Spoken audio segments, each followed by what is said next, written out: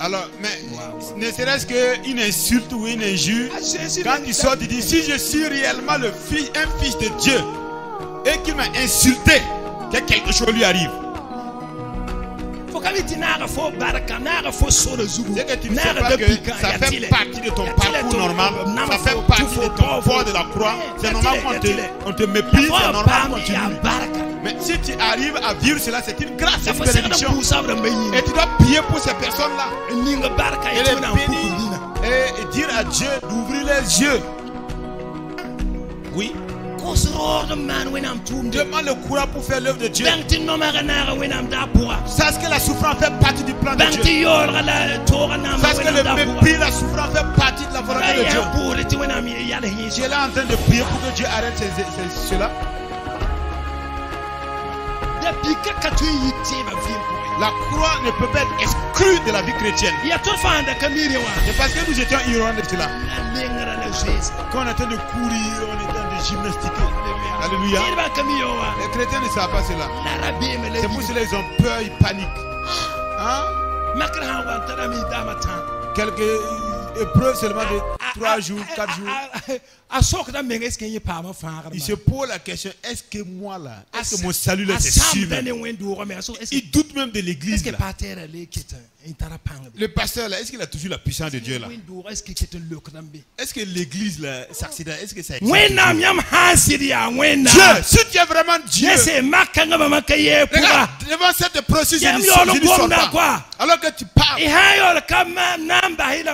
Si tu ne fais pas les choses comme je veux là, je vais t'abandonner. Hein? Pendant que tu abandonnes, les gens se convertissent.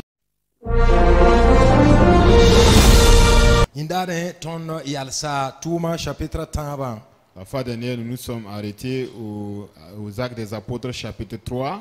Et la tonne yame ti yi pour apé dam kwemonra.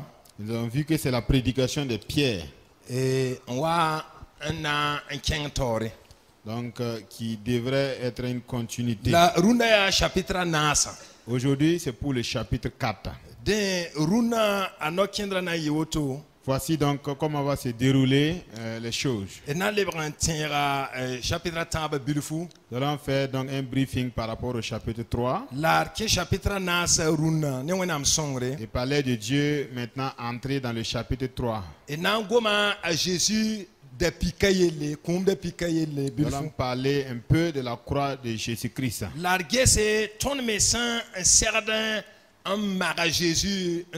Jésus. Et indique de piquant. Et voir de quelle manière nous pouvons également porter notre croix à l'image de Jésus. Nous verrons également la souffrance des apôtres dans le chapitre 4. Et également leur prière. Et la vie des premiers chrétiens. Cela va vraiment nous être profitable. Le chapitre 3. Nous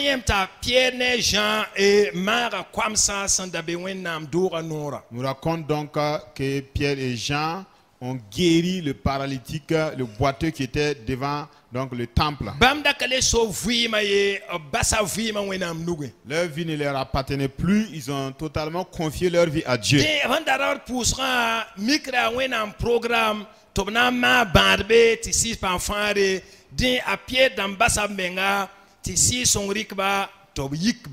Allant donc à l'heure de la prière, c'est dit qu'ils accomplissaient le programme de Dieu qui avait préparé un miracle pour attirer une grande foule.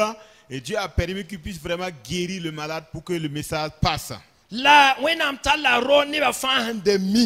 Et Dieu a utilisé un homme tellement connu. Nous verrons même qu'il a même dépassé les quarantaines. Donc c'est quelqu'un qui est connu, né, important, paralytique, transporté par ses parents et on vient le déposer devant le temple.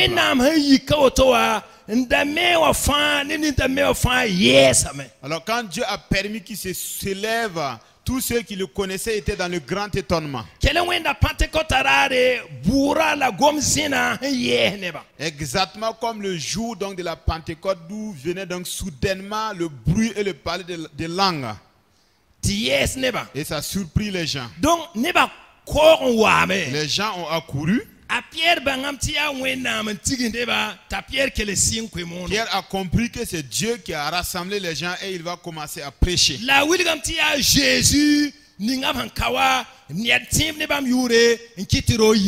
Et il va démontrer que c'est Jésus donc que eux-mêmes ont crucifié, c'est en son nom propre que le monsieur s'est tenu. Il va continuer dans le chapitre 4.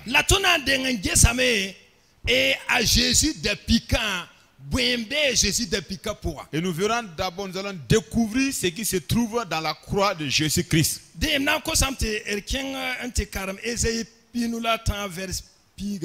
Nous allons lire dans Ésaïe 53, verset 10. Ésaïe 53. C'est le passage qui parle de la souffrance de Jésus, prophétisé par Ésaïe donc des années bien avant sa venue. Ésaïe 53, le verset 10. Il est dit là-bas. Alors, Sam ne toro la bam san komp menga ti mon neba yelwena yinga bam na nya yagase la pam nyoko. Alors il a plu à l'Éternel de le briser par la souffrance. Après avoir livré sa vie en sacrifice pour le péché, il verra une postérité et prolongera ses jours. Ce verset traite de la croix de Jésus. Il y a trois éléments à l'intérieur. Il est dit à l'introduction qu'il a plu donc à l'Éternel qu'il soit brisé par la douleur.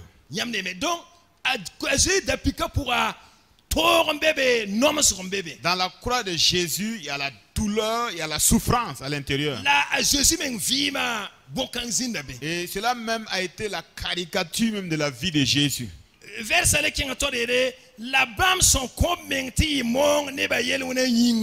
Et il est allé plus loin en disant qu'après avoir livré sa vie en sacrifice pour le péché,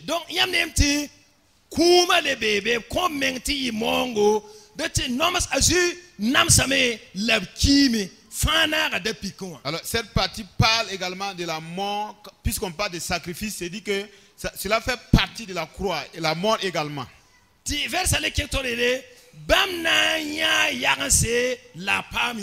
Et plus loin, il va dire qu'il verra une grande postérité et prolongera ses jours. Donc ce passage et ce niveau-là parle de sa résurrection. Il y a la souffrance, il y a la mort, il y a la résurrection également. Quand Jésus était venu sur la terre, il a laissé sa royauté au ciel. Sachant qu'en venant sur la terre, c'est pour opérer la volonté de Dieu. Et ces trois réalités vont donc subsister dans sa vie qui se trouve comme étant la croix. Bien qu'il soit fils de Dieu, la souffrance, il va traverser la souffrance, il va mourir. Et c'est la volonté de Dieu.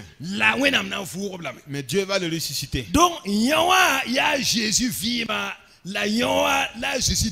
cela dépeint la vie de Jésus et la croix de Jésus. Maintenant, vous et moi qui nous sommes convertis, voici ce que Jésus nous dit. D'emboîter ses pas et le ressembler. Cela se trouve dans Matthieu. Et nous verrons le même passage dans Luc. Puisque c'est Luc qui a écrit le livre des Actes des Apôtres. Lisons dans Luc 9, 23. Luc 9, 23. Voici ce que Jésus nous dit, nous qui sommes ses croyants. Il est dit dans Luc 9, 23.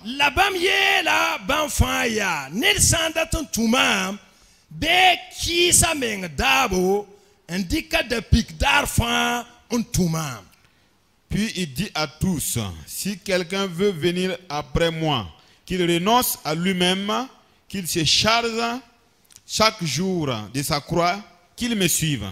Est-ce que vous voyez? Donc, nous qui sommes sauvés, Jésus dit, si quelqu'un veut me suivre, voici ce qu'il doit faire. Il doit renoncer à lui-même. Comme lui-même a laissé donc ce qu'il était au ciel pour venir. Cette personne s'est chargée de sa croix quotidiennement pour le suivre. Nous avons vu les 3 éléments qui caractérisent la croix de Jésus. Dans notre croix également, il y a ces 3 réalités.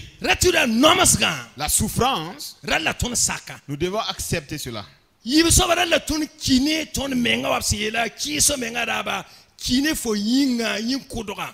nous devons mourir à notre ancienne personnalité, notre chair. Nous devons mourir en nous-mêmes. Et si nous arrivons à faire cela, nous obtenons ainsi la vie de Jésus. C'est ça la résurrection.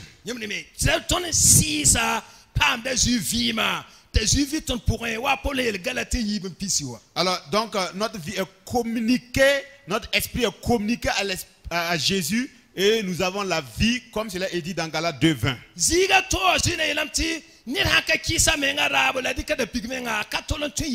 Ailleurs, il a dit que si quelqu'un ne se charge de sa croix et ne le suive, il ne peut jamais être son disciple. Donc c'est ainsi qu'était la vie de Jésus. Les disciples également ont connu et ont su que puisqu'ils sont appelés de Jésus, c'est de telles vies qu'ils vont donc avoir. Nous allons retourner dans Acte 4. Nous verrons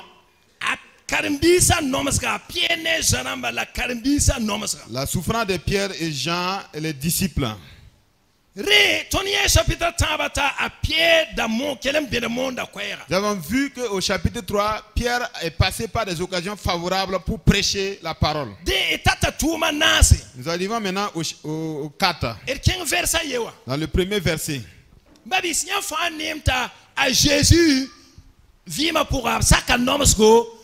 frère, vu que la vie de Jésus, il a accepté la souffrance, il est mort et il est ressuscité. N'est-ce pas? Hein?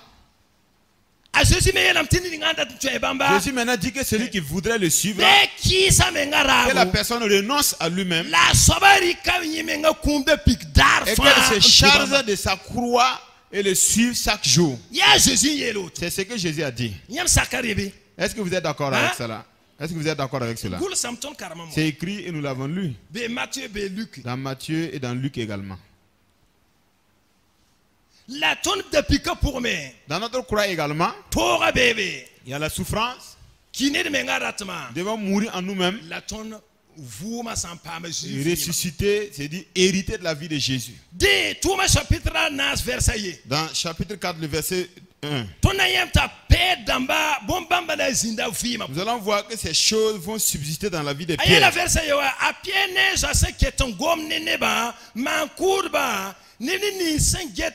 Mwenam dora ye la kasma la sedusun damba wa bam nenge bam sinya pouga ne Pierre damba obsan zamse neba la mon convoure kwene Jésus yura bam nyoka Pierre damba ente parbibe rore nam basse tibe vire bala are yazi sobre wakate. Alors, tandis que Pierre et Jean parlaient au peuple, survinrent les sacrificateurs, le commandant du temple et les Sadducéens. Mécontents de ce qu'ils enseignaient, le peuple annonçait en la personne de Jésus la résurrection des morts. Ils mirent les mains sur eux et ils les jetèrent en prison jusqu'au lendemain, car c'était déjà le soir. Alléluia. Alléluia. Je voudrais que vous réfléchissiez. Voyez des gens par lesquels Dieu est passé pour opérer un miracle et faire lever donc un paralytique, un boiteux qui est né depuis 40 ans. Et ainsi, Dieu a permis que des incroyants, des incrédules, des gens qui ne sont pas convertis, pendant que Pierre parlait même, sont arrivés, saisis Pierre et Jean. Ils les ont traînés jusqu'à les emprisonner, attendant le lendemain. Je voudrais que vous réfléchissiez. Si c'était nous aujourd'hui, quelles seraient nos pensées? Et qu'est-ce que nous allons dire? Le miracle, Dieu les a utilisés pour opérer le miracle. Ce sont des hommes de Dieu. Ils avaient la puissance. Comment se fait-il que Dieu permet que les Seigneurs tenants, pendant qu'ils prêchaient, on les saisisse, on mette la main sur eux, aller les enfermer et attendant le lendemain? Si c'était vous, quelle serait donc votre analyse? Ou bien, si vous étiez des chrétiens en son temps et que vous avez échappé belle, lorsque vous allez rentrer, qu'allez-vous faire par la suite? Ou bien,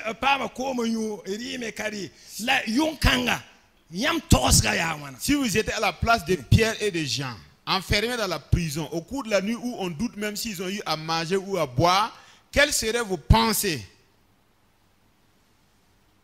Hein? Oui? Serez-vous en train de dire si c'est la volonté de Dieu, oui ou non?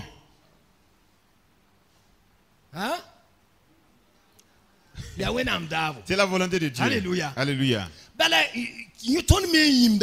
Souvent nous oublions cela. Et nous ne voulons plus qu'on nous presse ces passages-là. Est-ce que vous voyez? Quand on lit,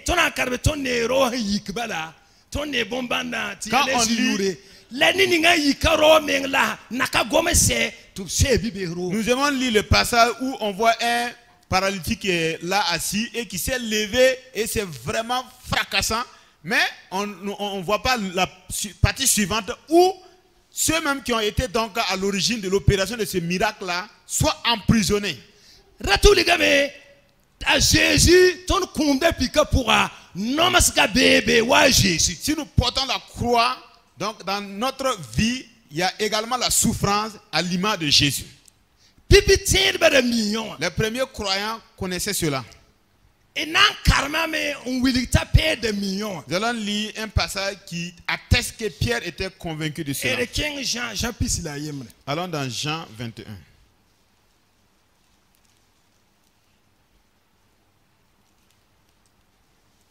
Jean 21.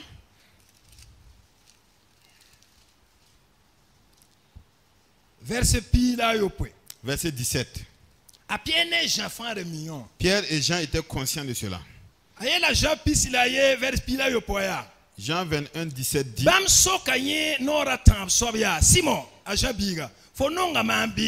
la pierre sur samame azu son sokye nora tam soba fononga mambi la yi la bambia zu soba nyami bunfa le yami me timam nonga yamba azu si la yenda ya gul man pisa mamieta fo sida ti fo sanda ya nyara ya fo menga nda sevdra en kinga fo sondate la fo san coule fo nan tuda nukti ne da to sefo en talanking zini fo son karata bam yela woto ti wilga pierre sanan ki kum ninga ti wenam wora la songo moto obiela yenda ya tuma a pierre wenam dame en ya Jésus kan bi nongra ta tud bamba ya kan bi ninga sanda yela Jésus enda rela Jésus nyo riwa kato sokti zu soba ya anana zam yamba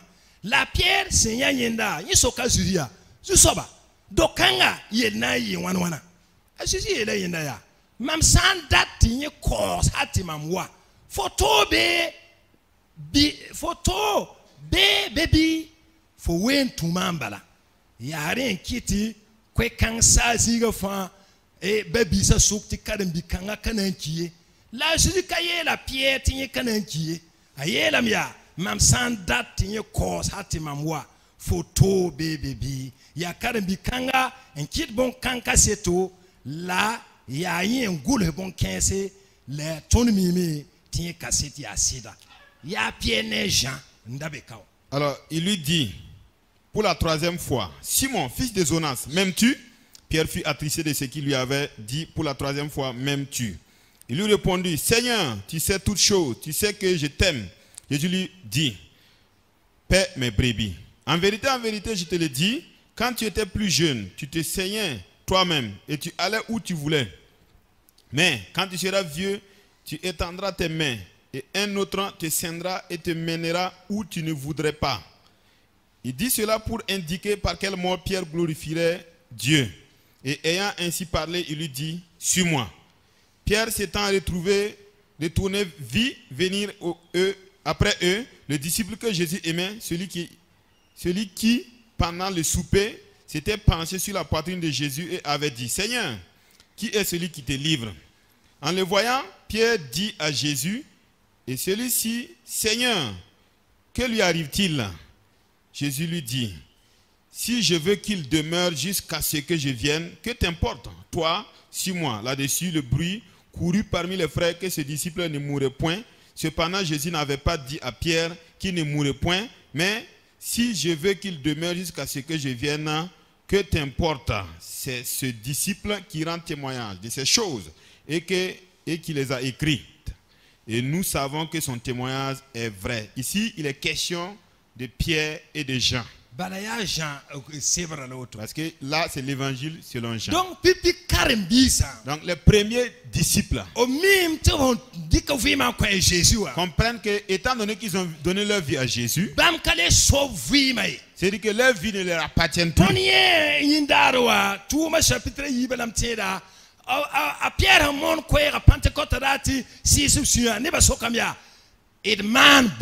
Alors, nous avons vu dans Acte 2 que quand Pierre a prêché et que ça a touché le cœur du peuple, ils ont posé la question, alors, homme de Dieu, que ferons-nous? Nous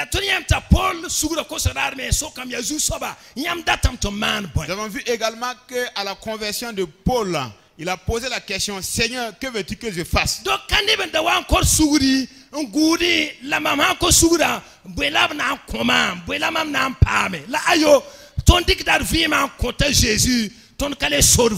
Alors quand nous venons nous convertir, nous ne devons plus avoir des arrière-pensées. Qu'est-ce que je vais obtenir? Qu'est-ce que je vais avoir? Non, quand nous consacrons notre vie à Jésus, nous ne nous appartenons plus à nous-mêmes, mais nous sommes consacrés à Jésus. Les premiers chrétiens vivaient à cette image.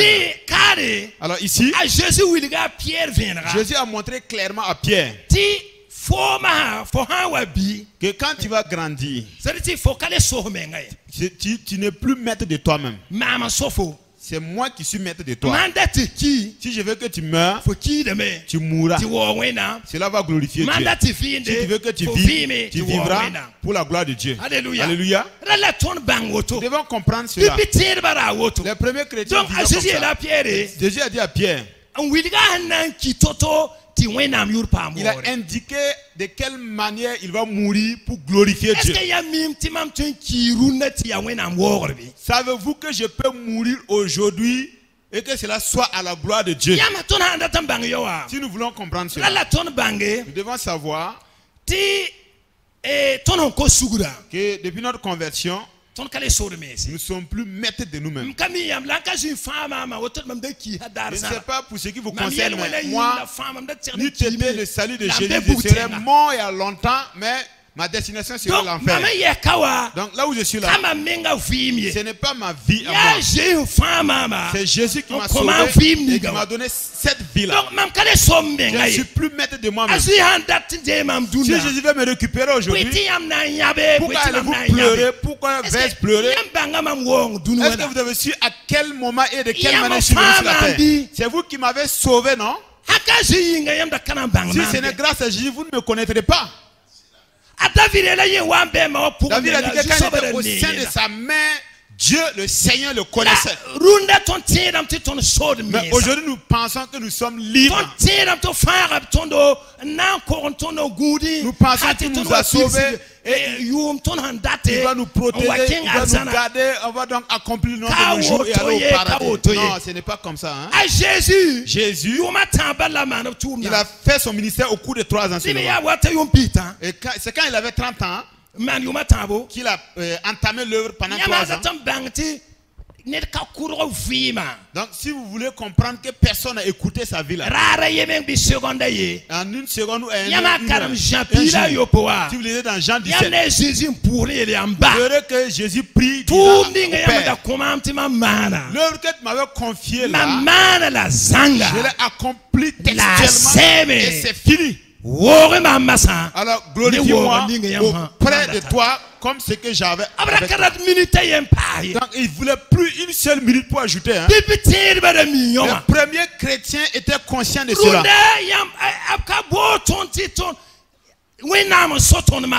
Nous sommes maintenant la propriété de Dieu. C'est pour cela, et cela est dit à Pierre.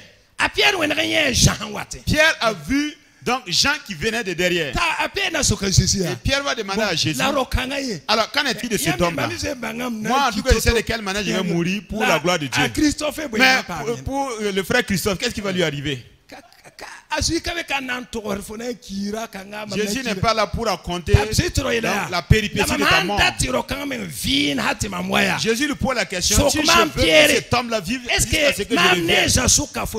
Alors Pierre, dis-toi, est-ce que tu peux entrer entre nous, entre moi et Jean? Est-ce que vous comprenez? Tu n'as pas su à quel moment la personne est née et sa mort maintenant, vous vous en polémiquez. Si je veux que ce monsieur-là vive, et il y a des fausses rumeurs qui ont accouru que non, ils ont dit que Jean ne mourra pas. Et Jean m'a écrit pour dire, Jésus n'a pas dit que je ne mourrai pas. Donc Jean est mort, non? C'est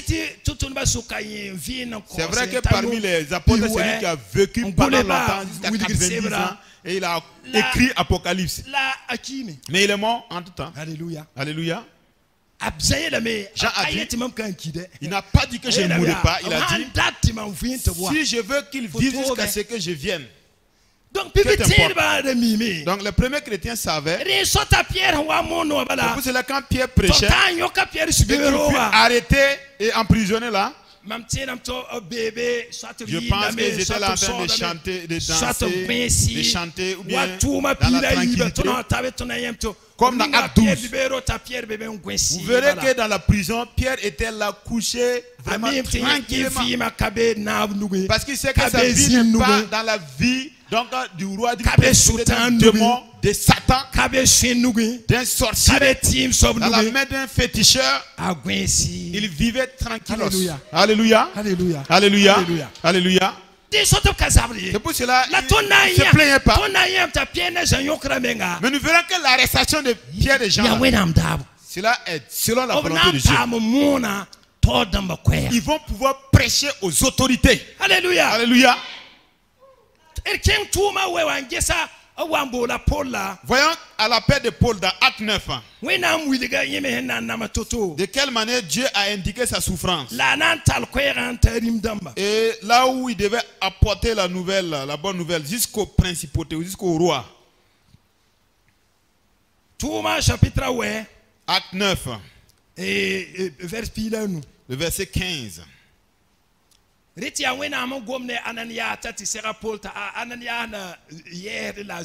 avait donc parlé à Ananias d'aller voir Paul, mais Ananias était dans l'hésitation. C'était dans ce contexte-là. Acte 9, 15.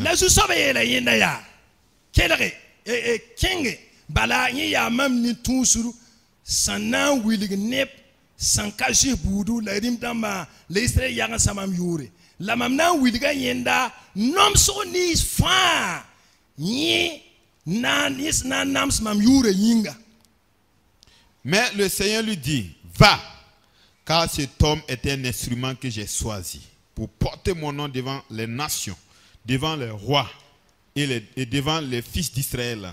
Et je lui montrerai tout ce qu'il doit souffrir pour mon nom. Amen. Amen.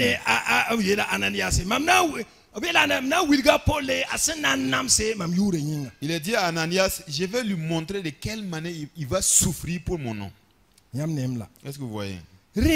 Ainsi, quand les Paul furent convertis, ils savaient qu'ils avaient à parcourir une souffrance.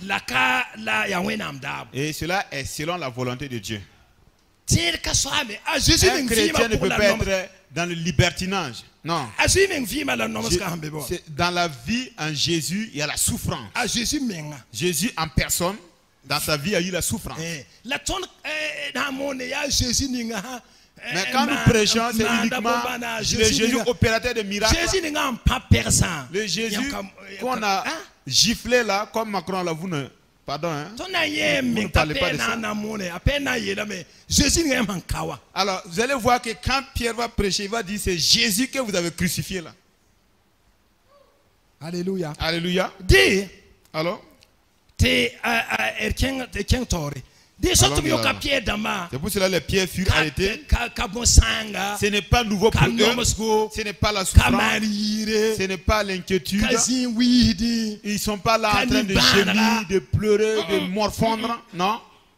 Non.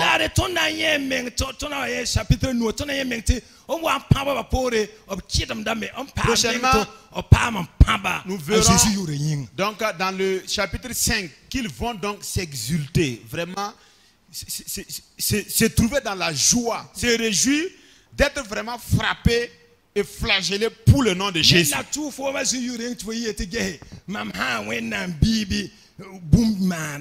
Alors, mais ne serait-ce qu'une insulte ou une injure, quand il sort, il dit, si je suis réellement un fils de Dieu, et qu'il m'a insulté, que quelque chose lui arrive. C'est que tu ne sais pas que ça fait partie de ton parcours normal, ça fait partie de ton port de la croix. C'est normal qu'on te méprise, c'est normal qu'on t'humilie. Mais si tu arrives à vivre cela, c'est une grâce, c'est une bénédiction. Et tu dois prier pour ces personnes-là. Et les bénir et dire à Dieu d'ouvrir les yeux.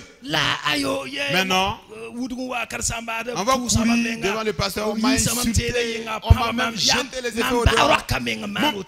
Mon père, c'est lui-même qui a fait ça. Qui devait faire ça? Alléluia. Si ce n'est pas ton père. Ça fait partie du courant normal de la foi. Ça fait partie de notre foi. C'est intégré dans la vie chrétienne. Jésus ne nous a pas appelés à venir vivre une vie chrétienne où il n'y a pas de fourmis maillantes qui nous piquent ou quelque chose d'autre nous arrive. Oh Seigneur, viens. Et ce qui fait que certains même rétrogradent à moindre chose. Un pasteur a dit qu'il a eu le palu en temps. Donc ils sont venus donc lui mettre des perfusions en table. Et quand il s'est levé, il a trouvé que les chrétiens ont pris la poudre d'escampette. Il n'y a aucun chrétien encore. Parce qu'ils ne savent pas qu'un pasteur peut tomber malade. Les perfusions qu'on a mis sur lui là. Et les chrétiens sont en train de voir que le pasteur est couché avec des perfusions. Ah, moi je ne savais pas que Jésus pouvait permettre cela. Est-ce que c'est des chrétiens? Ou bien c'est le pasteur lui-même qui ne leur a pas communiqué le vrai message? Vous voyez? Ou bien permettre, si un pasteur meurt ou bien un jeune homme meurt, imaginez-vous combien vont vraiment quitter l'église à cause de cela. Nous devons considérer que nous sommes à l'état actuel mort avec Jésus. Galates 2:20. Paul a dit, si je vis, ce n'est plus moi qui vis. Je suis mort avec Christ. Et si je vis, ce n'est plus moi qui vis, mais c'est Christ qui vit en moi. Notre vie devrait être peinte de cette manière. Mais quand il y a épreuve et souffrance dans notre vie, nous devons savoir que c'est le temps que Dieu utilise pour rendre mature notre foi. et vraiment nous émonder, nous amener à grandir et également nous réglementer et nous amener à être utiles à son service. Je pourrais même c'est l'exaucement de ta requête. Toi qui as demandé la soupe. Tu as demandé la patience. Tu as demandé vraiment l'humilité. Donc cette preuve est venue donc en exaucement à ta requête. Alors dans Jacques 1:5. Et quel est le comportement que nous devons avoir et attitude vis-à-vis des épreuves et de la souffrance? Jacques 1:2. Mbabisi. Makatwete sampa miamba bigel bamwo suno bala. Tiyam mimi tiyam tiyam makrwatane sumari. La yatile ti sumar mana tumde mbase tiyam zeme zanga la ti bumda por yamye. Il a dit, mes frères, regardez comme un sujet de joie complète les diverses épreuves auxquelles vous pouvez être exposés, sachant que l'épreuve de votre foi produit la patience, mais il faut que la patience accomplisse parfaitement son œuvre afin que vous soyez parfaits et accomplis sans faillir en rien. Amen. Amen. Donc, les premiers chrétiens savaient que quand ils se sont convertis, Norus omengam de lendare tonon ko sugura Norus ko ne ko surminga a Jesus e manda bombanda vima pour ti fo miti kanze me bala zukatin mare kanze me kum la zukatin voure kanze me tum la zukatin kon fo menga jem pura eta bamba alors mimti a Jesus tueme kalea yel bamie. Alors nous avons vu que à la conversion de certaines personnes beaucoup de choses se sont passées et des choses qui attestent que Dieu n'est pas le Dieu incapable pour ne pas donc guérir la maladie, alors pour donner du travail ou ressusciter même la mort. Nous savons dépasser ce niveau de compréhension. Nous savons que Dieu peut tout, il connaît tout, il sait tout. Maintenant nous devons savoir que maintenant la croix est incontournable dans notre vie. Et la souffrance également est incontournable. Ce n'est pas toi qui vas aller chercher. Hein? C'est pas que tu as fait du mal. Mais c'est obligatoire. Et c'est normal aussi. Et en son temps, nous ne devons pas douter. Nous ne devons pas être vacillants de penser. Nous ne devons pas murmurer. Et ne même pas accepter donc une poignée de souffrance. Disons seulement Dieu, que voudrais-tu faire à travers cela dans ma vie? Parce que c'est notre esprit qui est cher à Dieu. Mais si notre esprit est mature, donc à l'image de Jésus qui a connu Dieu, c'est ça qui est important. Mais si on a vécu 2000 ans devant Dieu, ou bien qu'on est devenu long, donc à quelques mètres, qu'est-ce que cela importe à Dieu? C'est nos esprits. Alléluia. Alléluia. C'est pour cela les pierres ne sont pas Seigneur tenante, pendant la prédication, on les a attrapés, commencé à flageller, à bastonner et même les emprisonner. Jésus avait déjà parlé de cela avant. Voilà. Alors dans le verset 5. Bon, là, verset nasa. Mais là, ne vous sont wenam kwera bam teme dob son te kolera tous nous. Il dit, cependant, beaucoup de ceux qui avaient entendu la parole crurent et le nombre des hommes s'éleva à environ 5000. Bien que les pierres furent donc enlevées pour la prison, dès que le message est sorti, le message a fait tache d'huile, avoisinant 5000 conversions. Le jour de la Pentecôte, c'était combien? 3000 personnes. Ici, là, devant le temple, là. Et que les pierres sont arrêtées pour la prison. Ce n'est pas ça qui importe. Hein. 5000 personnes se sont converties. Mais selon vous,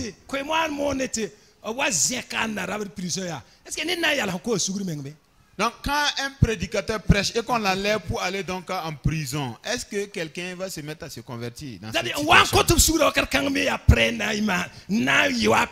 C'est-à-dire que ceux qui se convertissaient à l'instant T étaient prêts donc pour vivre ce que Pierre donc, est en train de vivre à ce moment-là parce qu'ils ont consacré totalement leur vie.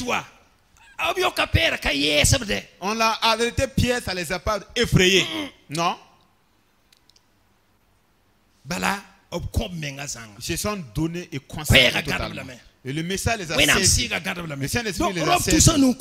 Donc 5000 personnes se sont converties. Et les pierres étaient en prison. Et les âmes sont sauvées en ce moment. Les gens chantaient à la gloire de Dieu. C'était ainsi. Verset 5.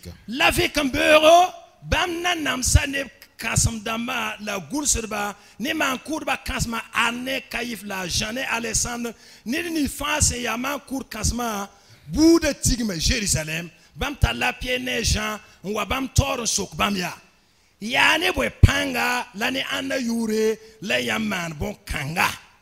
Voilà.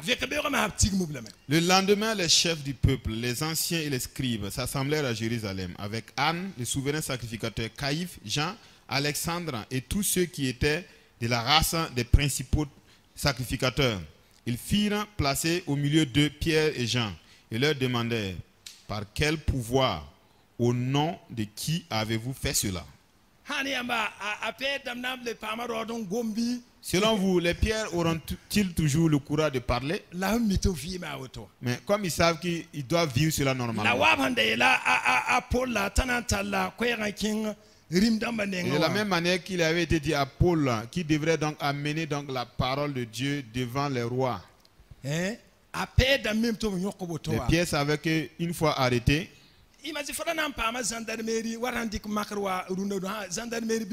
prenons l'exemple aujourd'hui. Tu vas devant donc, le commissaire au commissariat ou bien devant donc, le CBA au niveau donc, de la gendarmerie pour aller lui prêcher la parole. À moins que tu sois arrêté pour être dans son environnement. Et ils font leur réunion. Et vous allez voir que les pierres là, on a dit que c'est des hommes sans instruction. Comment pourraient-ils vraiment s'arrêter devant ces personnes-là? Comme ils ont eu l'occasion d'être arrêtés, lisez la vie de Paul. Si on arrive à arrêter Paul, waouh pour Paul, hein? Et il profite pour prêcher. Il n'est pas là en train de pleurer, hein? Non. Oui, oui. Devant le pleu, il y a des gens qui pleurent. Ils prient seulement que le pleu s'en aille. On veut t'utiliser pour œuvrer pendant le pleu. Alléluia. Alléluia. Yes. Un père spirituel. En temps, on lui a demandé un enseignement. Et sa mort était programmée pour cette semaine. C'est la sous-région qui lui avait demandé un enseignement. Quand il est arrivé, on m'avait envoyé. Il était assis malade. Et le programme était à une semaine. Il a dit, mais tu crois que je ne vais pas venir, moi? Jésus même utilise des morts, des cadavres pour travailler. Et là même c'est une maladie seulement. C'est ce que c'est ton travail? Ou bien c'est mon travail?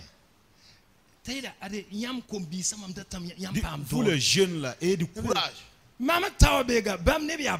Quand je suis arrivé, lui-même, bien qu'il soit malade, je me suis levé avec un courage. C'est au cours de cette semaine. Donc la veille même de l'enseignement que le monsieur est décédé. Mais quand j'étais assis avec lui, je n'ai pas entendu un message de découragement. Jésus même a utilisé donc des cadavres pour travailler. N'en parlons pas de quelqu'un qui est en convalescence. Je viendrai. Hein? Soyez encouragés, ce n'est pas mon ministère, ce n'est pas le ministère de quelqu'un. Voici le témoignage que je donne ici, non? Amen. Alléluia. On pleure. On pleure. On pleure. On pleure. On pleure. Ça va un peu. Ah, ça va. La tête là. Si ça fait mal, on ne te refuse pas les pleurs. Mais il ne faut pas dénigrer la puissance de Dieu. Alléluia. Alléluia. Je parle ainsi pour vous faire comprendre. La question fut posée à Pierre et Jean. Le verset 8. Alors Pierre, rempli du Saint-Esprit, leur dit: chef du peuple et ancien d'Israël,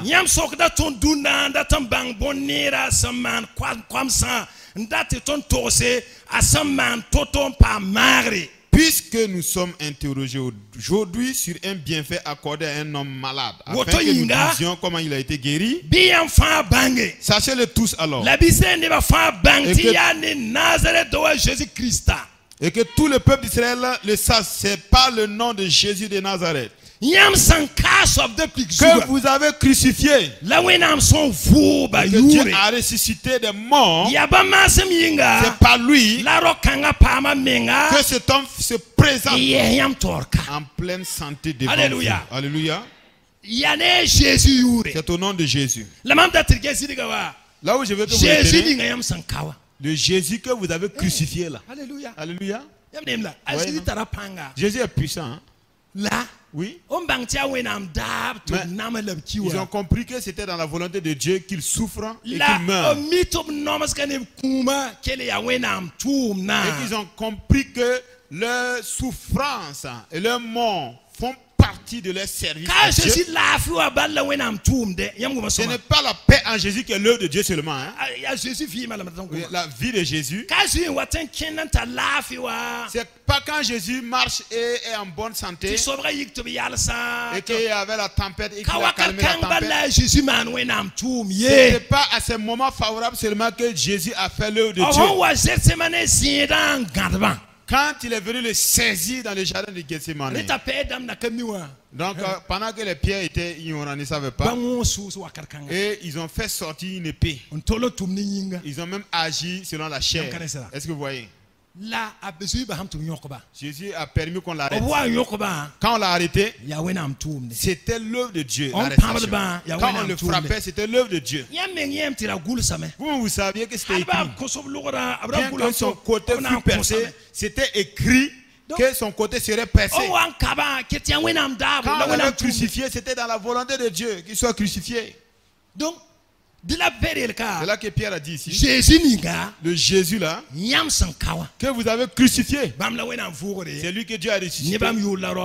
Et c'est au nom de ce Jésus que vous avez crucifié que cet homme fut guéri. Donc Jésus a porté sa croix. Cela ne veut pas dire qu'il n'est pas puissant. Je ne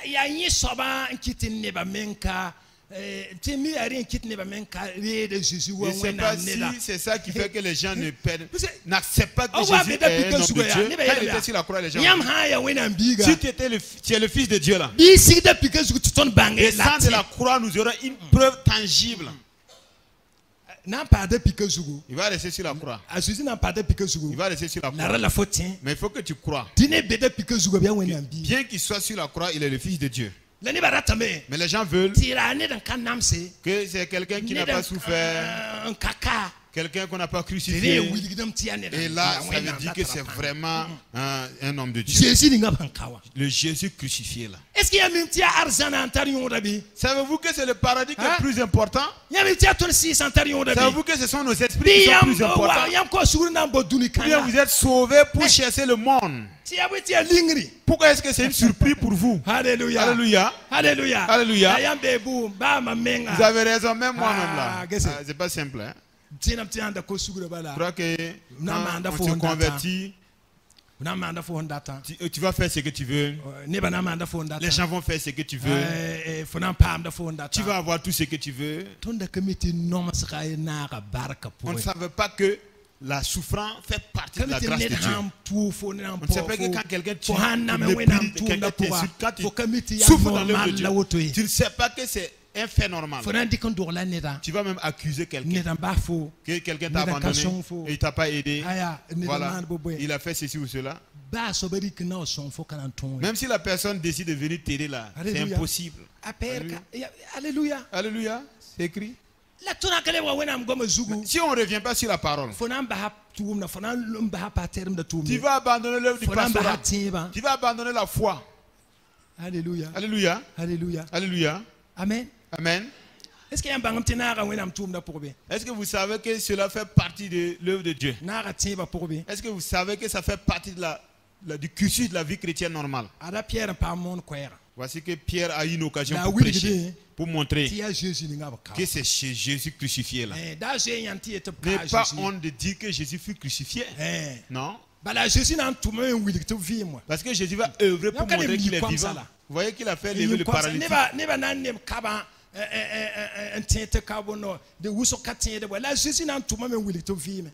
Les gens ne vont pas croire ce que Jésus est, mais il va œuvrer à travers donc le miracle pour montrer qu'il est vivant.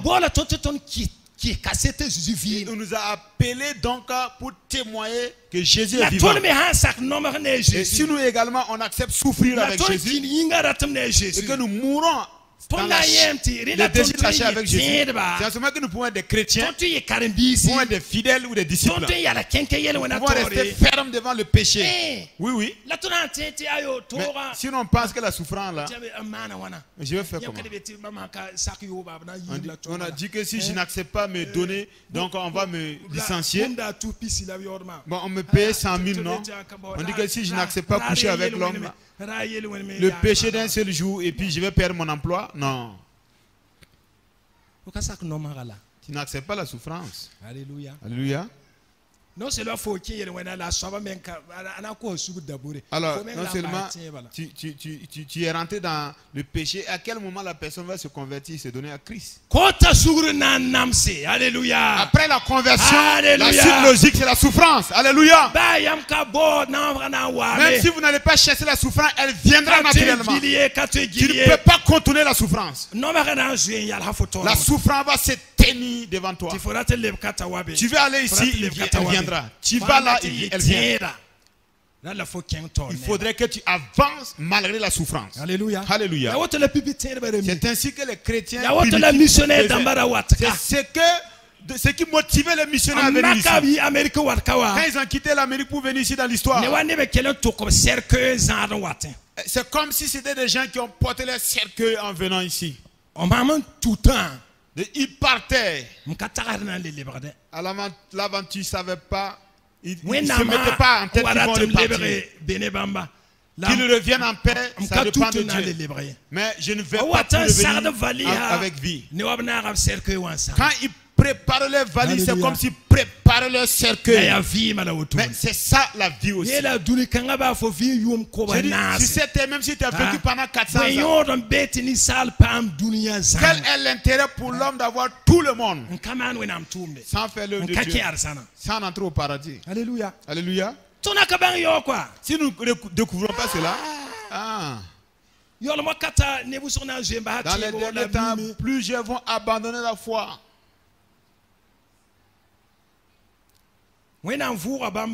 Dieu l'a ressuscité. C'est grâce à lui que ce se tient.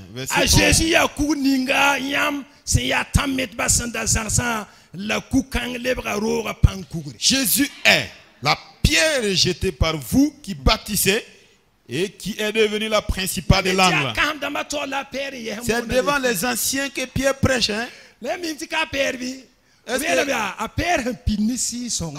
C'est pas Pierre, le Pierre simple là. Mais on a dit c'est le Pierre rempli du Saint-Esprit. Mais le Pierre simple a couru devant une femme. Vous dites que je n'ai jamais connu cet homme-là.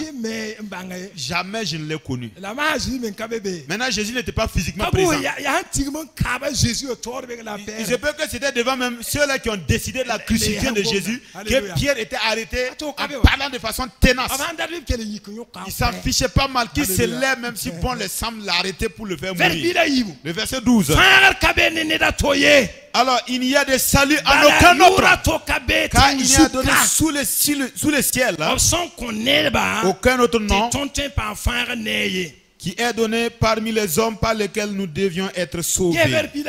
Le verset 13.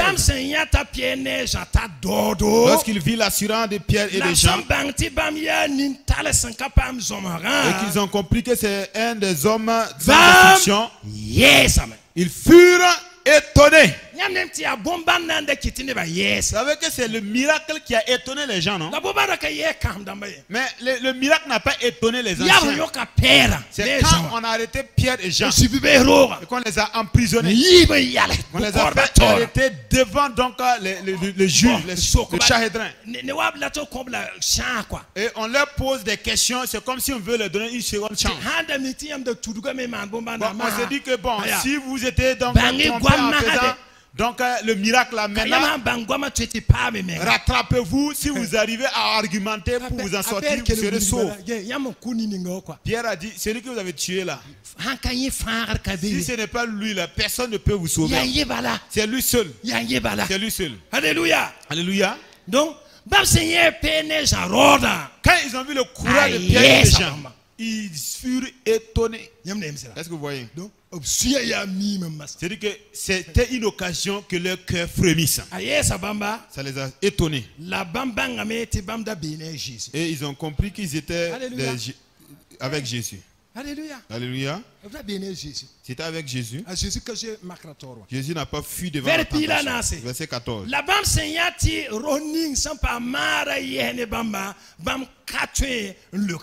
Mais comme il voyait là, près d'eux, l'homme qui avait été guéri, il n'avait rien à répliquer. Il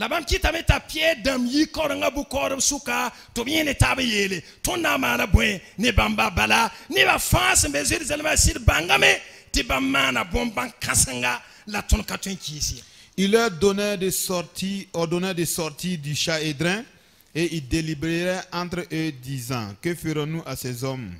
Car il est manifeste pour tous les habitants de Jérusalem qu'un miracle signalé a été accompli par eux et nous ne pouvons pas le nier.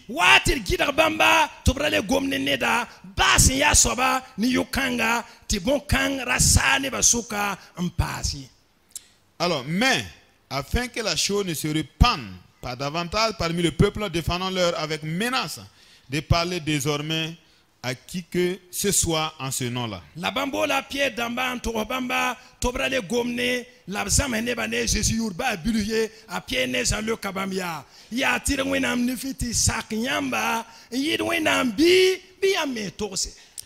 Et les ayant appelés, il leur défendit absolument de parler et d'enseigner au nom de Jésus. Alléluia. Pierre et Jean leur répondirent: jugez s'il est juste devant Dieu de vous obéir plutôt qu'à Dieu.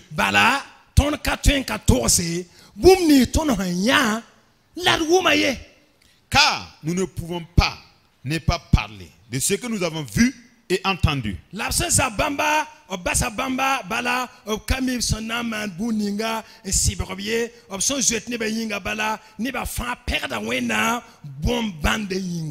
Il leur fit de nouvelles menaces et les relâchèrent, ne sachant comment les punir à cause du peuple, parce que tous glorifiaient Dieu de ce qui était arrivé.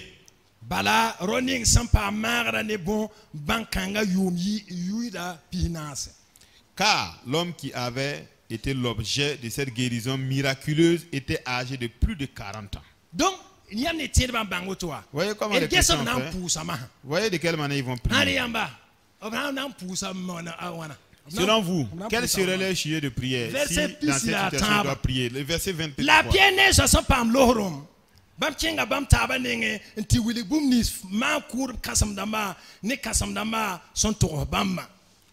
Après avoir été relâchés, ils allèrent vers leurs et racontaient tout ce que les principaux sacrificateurs et les anciens leur avaient dit.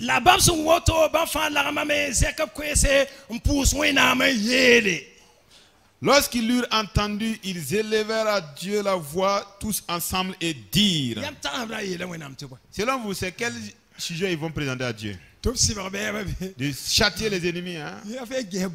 Ou bien, voyez les sujets de prière. Il dit: Seigneur, toi qui as fait le ciel, la terre, la mer et tout ce qui s'y trouve, c'est toi qui as dit par le Saint-Esprit, par la bouche de notre Père, ton serviteur David.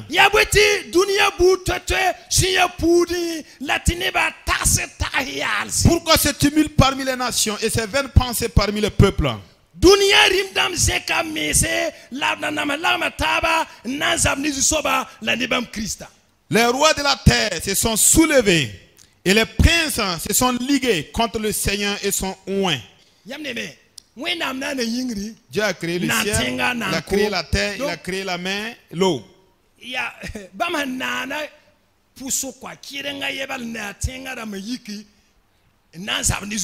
Donc une petite partie de sa créature là qui s'est levée pour s'opposer et de combattre Christ. Alors que ce que Dieu a créé là dépasse la terre. Les pierres ont montré qu'il a créé le ciel, la terre et l'eau. Et une infime partie s'est levée, s'est soulevée contre lui. Voyez le verset 27. En effet.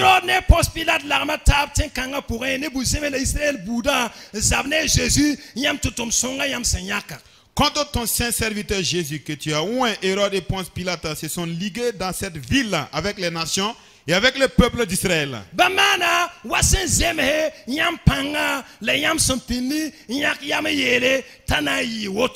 Pour faire tout ce que ta main et ton conseil avaient arrêté d'avance. Bien que les principaux donc, de ce monde, de cette terre, se sont levés pour combattre Christ. Les pierres ont prié en disant,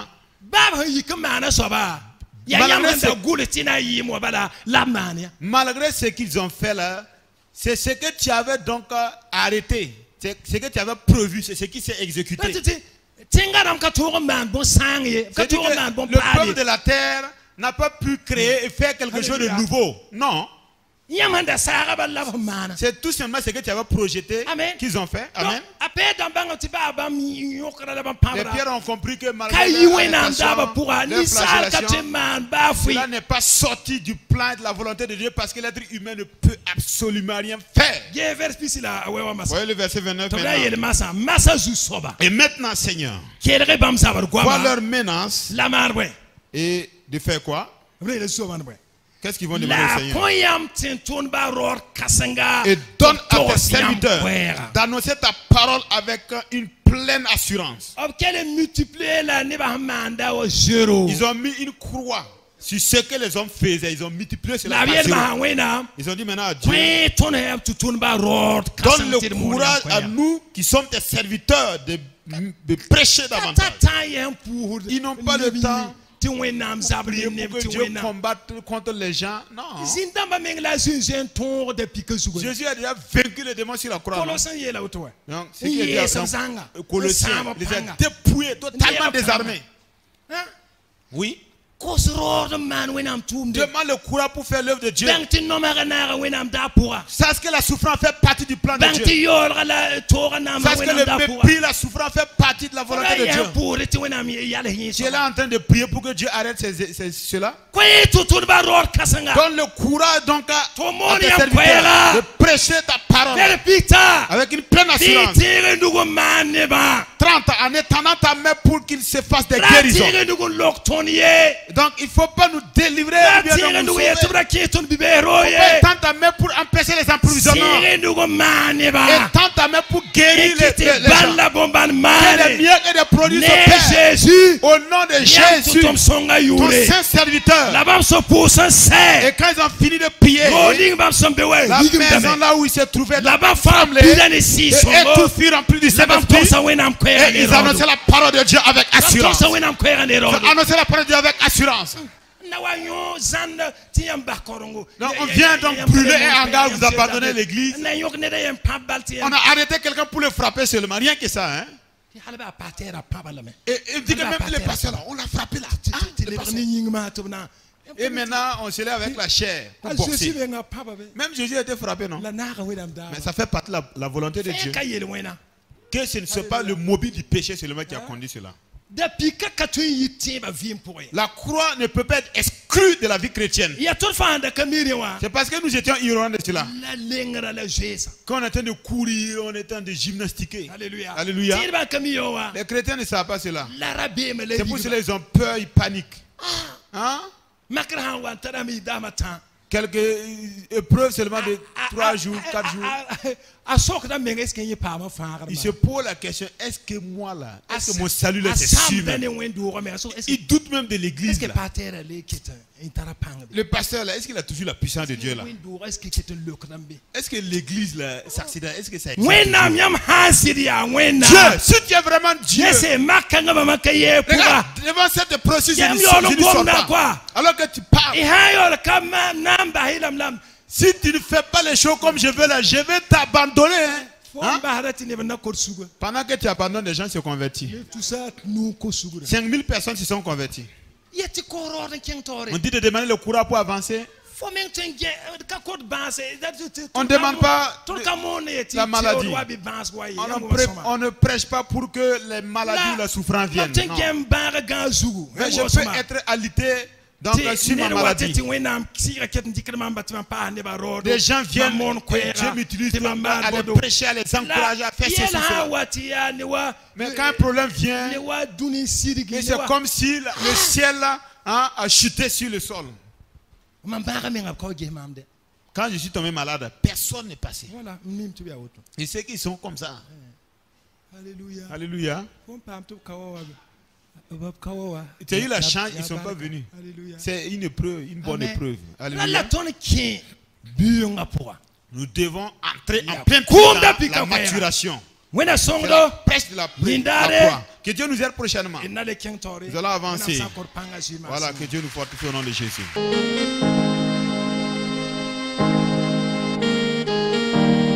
En toi, Seigneur, je veux toujours m'habiter. Chaque instant de chaque jour qui passe, en toi seul je veux me confier. Tu es mon Seigneur, tu es mon Sauveur, tu es mon Rédempteur. Alléluia. Merci Seigneur.